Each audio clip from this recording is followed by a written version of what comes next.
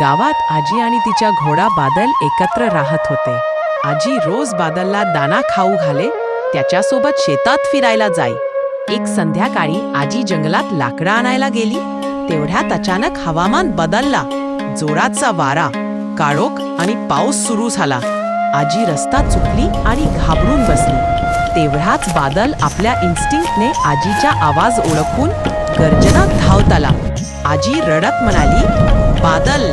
बादलनं तिला आपल्या जवळ घेतलं आणि सावकाश तिला सुरक्षितपणे घरी घेऊन आला. गावकरी म्हणाले, आजीला वाचवणारा हिरो माणूस नाही, तिच्या बादल आहे. व्हिडिओ आवडला तर लाईक, शेअर, सबस्क्राईब करायला विसरू नका.